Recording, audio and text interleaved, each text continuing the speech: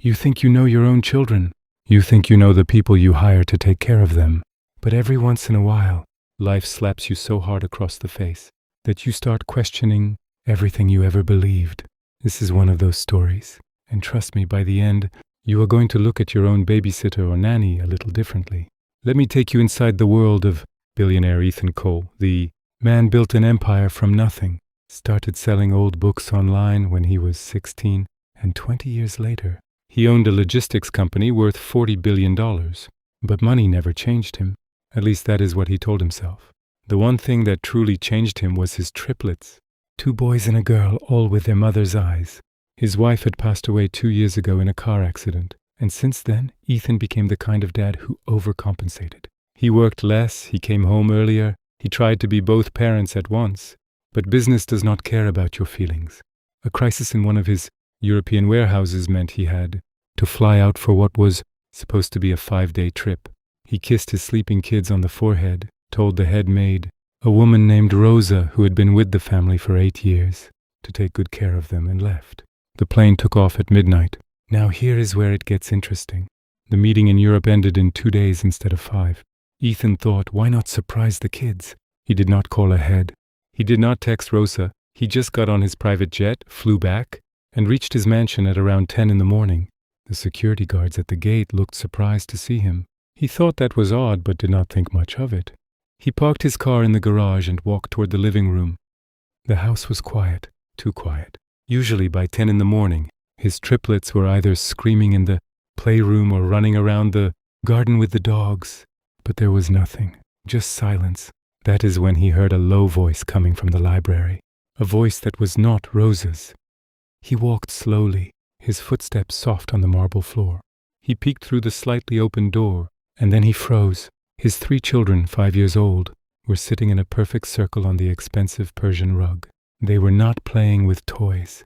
They were not watching cartoons. They were holding hands, and across from them sat a woman he did not recognize. She was wearing the standard uniform of the house staff, so she had to be a new maid. But here is the part that stopped Ethan's heart. The woman had a small knife in her hand, not a kitchen knife, a thin blade like the kind you see in survival kits, and she was drawing something on the wooden floor, a symbol, a circle with strange lines inside it. One of his sons, little Leo, looked at the woman and said, "Is it going to hurt?" The woman smiled. She had the calmest smile Ethan had ever seen. "No, sweetheart. It will only hurt for a second." Before Marta could answer, little Mia, his daughter, tugged his shirt. "Daddy, she was helping us. She said you are not our real dad." The world stopped. Ethan looked at his daughter. "What did you say?" Mia pointed at Marta. "She said our real dad is coming soon. She said you are keeping us locked here. She said we have to go with her to meet him." Ethan's mind started racing. Triplets. His wife died 2 years ago. But before she died, there were rumors. Whispers that the triplets' biological father might not be Ethan. His wife had a past. She had an ex who was a very dangerous man. A man who had been in prison for human trafficking. A man who swore he would get revenge on Ethan for taking his woman. Ethan never believed the rumors. He loved those kids like his own. But now, looking at Marta's calm face and his children's confused eyes, the ground started moving under his feet. He picked up the phone to call security. But the line was dead. He tried his cell phone. No signal. Marta laughed. A soft, dry laugh. "Mr. Cole, do you really think I came alone?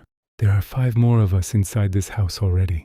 "The security guards at the gate? They went for a coffee break. My people took over 20 minutes ago." Ethan looked toward the window. 2 men in black were standing by the pool. They were not his staff. He was trapped inside his own home. Now here is the part of the story that will make your skin crawl. Marta walked over to the bookshelf, pulled a thick novel, and behind it was a small camera. She had been recording everything. Every conversation with the kids, every drawing, every time they called Ethan Daddy. She said, "Your wife's ex, a man named Victor. He has been waiting for 5 years. He built a case. He has DNA evidence that says these triplets are his. And now a judge has signed an order. Today we take them. You can either watch quietly or we can make it messy." Ethan's heart was pounding so hard he thought it would burst. But he did something smart. He played along. He said, okay, just let me say goodbye to them, alone, 1 minute. Marta thought about it. Then she nodded. She stepped outside the library door but left it open a crack to watch. Ethan knelt down in front of his 3 children. Their little faces were scared. Leo was crying. Mia was holding her brother's hand. Ethan whispered as fast and as quietly as he could. Listen to me. That woman is lying. I am your real dad. But I need you to do exactly what I say. In 30 seconds, I am going to scream. When I scream, you 3 run to the basement. You remember the secret door behind the wine rack? The one we built for hide and seek? Go in there and do not come out until I come get you. No matter what you hear, promise me. The triplets nodded. Little Leo whispered, Promise, Daddy. Ethan stood up. He looked at the door where Marta was watching. Then he looked at the fireplace. On the mantel was a heavy bronze statue of a horse. He grabbed it. He screamed at the top of his lungs, Run! The triplets shot out of the library like rockets. Marta burst through the door. Ethan swung the statue. He caught her right on the shoulder. She went down screaming. The 2 men by the pool started running toward the house. Ethan slammed the library door and pushed a heavy bookshelf against it. That gave him maybe 2 minutes. He ran to the basement. The triplets were already inside the secret room. He slid the hidden panel shut just as he heard the basement door crash open. For the next 4 hours they sat in complete darkness. The triplets did not cry. They did not make a sound. Ethan held them tight. He could hear the men searching upstairs. They smashed furniture. They shouted. But no one found the secret room. Eventually the sound stopped. Ethan waited another hour. Then he used his emergency satellite phone, the one he kept hidden in the secret room for exactly this kind of nightmare. He called the one person he trusted, his head of security, a former Special Forces soldier named Drake.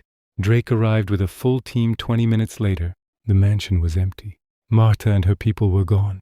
But they left something behind. On the library floor next to the strange symbol there was a note. It said, This is not over.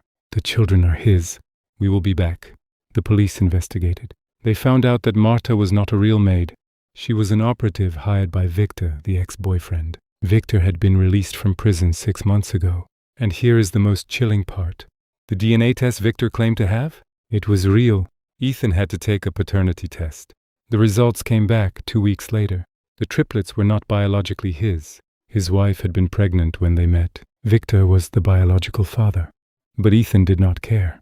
He had raised those children. He had held them when they had fevers. He had taught them how to ride a bike. He was their real dad in every way that mattered. The court agreed.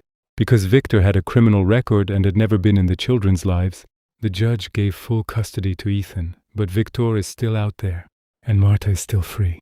Today, Ethan does not hire maids anymore. He does not trust anyone. The triplets are 7 now. They go to a private school with armed guards. And every night before bed, Ethan checks the secret room. He makes sure the satellite phone is charged, because he knows that note said they would be back. And billionaires like Ethan Cole, they learn one thing very fast. Money can buy walls, cameras, and guards, but it cannot buy peace of mind. So here is what I want you to take away from this story. Trust your gut. When something feels wrong in your own home, do not ignore it. Ethan ignored the fact that the security guards looked surprised. He ignored the silence. He almost ignored his instincts. The only reason he and his kids are alive today is because in that one moment, he decided to act instead of freeze.